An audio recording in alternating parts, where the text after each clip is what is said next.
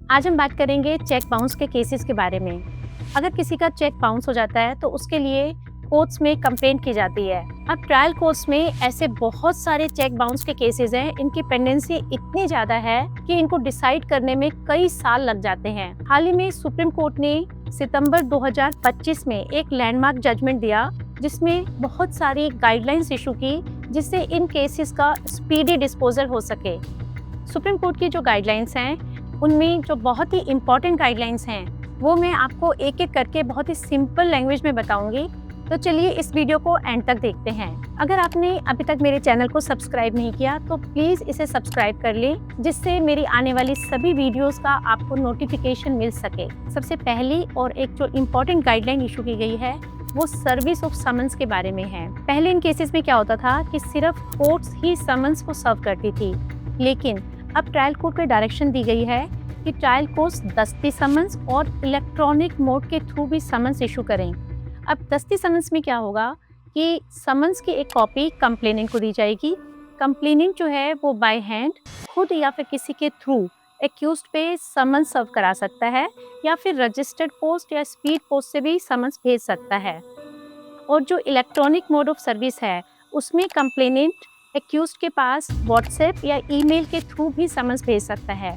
अब इसमें एक बहुत ही इम्पॉर्टेंट बात है कि जब सर्विस इनकी प्रॉपर हो जाएगी, उसके बाद कंप्लेनेंट को कोर्ट में एक एफिडेविट फाइल करना होगा, इसमें जो समन्स हैं वो डिलीवर हो गए हैं। अब जो अगली गाइडलाइन है वो ये है कि जो ट्रायल कोर्ट्स हैं जो इन केसेस को हैंडल कर रही हैं, वहाँ पर एक ऑनलाइन पेमेंट फैसिलिटी इस्टेब्लिश की जाए। मतलब कि अब हर डिस्ट्रिक्ट कोर्ट्स में QR कोड सेटअप किए जाएंगे। उसका फ़ायदा ये होगा कि अगर दोनों पार्टीज़ में कोई सेटलमेंट हो जाता है, एक्यूज्ड अगर कोई पेमेंट करना चाहता है तो उसे कोर्ट में उस QR कोड के थ्रू वहीं पर ही पेमेंट कर देगा, और कोर्ट जो है इस केस को वहीं पर क्लोज कर देंगी। अब कंप्लेनेंट के लिए ये मैंडेटरी होगा कि अपनी डिटेल कंप्लेंट के साथ एक सिनॉप्सिस लगाएं। इस सिनॉप्सिस में बहुत सारी डिटेल्स मेंशन करनी होंगी, जैसे दोनों पार्टीज़ का नाम, उनकी डिटेल्स, चेक की डिटेल्स, कॉज ऑफ एक्शन, या फिर क्या रिलीफ चाहते हैं। अब जो इस सिनॉप्सिस का फॉर्मेट होगा वो सुप्रीम कोर्ट ने अपनी जजमेंट में दिया है। मैं आपको डिस्क्रिप्शन में इस जजमेंट का लिंक प्रोवाइड कर रही हूँ। आप इस जजमेंट को डिटेल में पढ़ सकते हैं और उस सिनॉप्सिस को भी देख सकते हैं। पहले इन केसेस में क्या होता था कि जब कोई कंप्लेंट फाइल की जाती थी तो कोर्ट कॉग्निजेंस लेने से पहले एक्यूज्ड को समन करती थी, उसे सुना जाता था। इसमें काफ़ी टाइम कंज्यूम होता था। अब सुप्रीम कोर्ट ने ये डायरेक्शन दी है कि ट्रायल कोर्ट्स सीधे ही कंप्लेंट पे कॉग्निजेंस लेंगे, एक्यूज्ड को उससे पहले समन नहीं किया जाएगा। इस डायरेक्शन से काफ़ी बदलाव आएगा और इन केसेस का बहुत ही फास्ट डिस्पोजल होगा।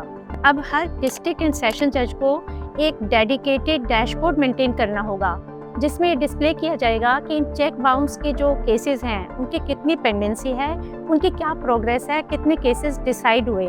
सुप्रीम कोर्ट ने ट्रायल कोर्ट को ये भी डायरेक्शन दी कि जितना पॉसिबल हो सके इन केसेस को समरी ट्रायल के थ्रू डिसाइड किया जाए। अब जो समरी ट्रायल होता है वो बहुत ही क्विक प्रोसीजर होता है, बहुत ही सिंपल प्रोसीजर होता है। इसमें डिटेल ट्रायल का प्रोसीजर फॉलो नहीं किया जाता, और जो केसेस हैं वो बहुत ही जल्दी डिसाइड होते हैं। दूसरे टाइप का जो ट्रायल होता है वो समन ट्रायल होता है, जिसमें बहुत ही डिटेल ट्रायल प्रोसीजर फॉलो किया जाता है और उसमें काफ़ी वक्त लगता है।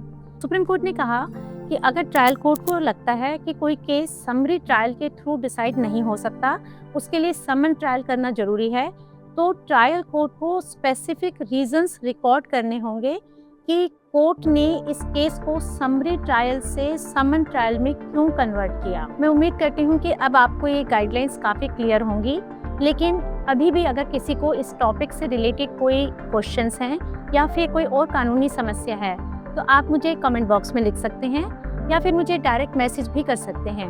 मैं पूरी कोशिश करूंगी कि आपके क्वेश्चंस का आंसर पर्सनली दूं। वीडियो अगर यूजफुल लगी हो तो प्लीज़ इसे लाइक व शेयर करें और चैनल को सब्सक्राइब करना ना भूलें। धन्यवाद।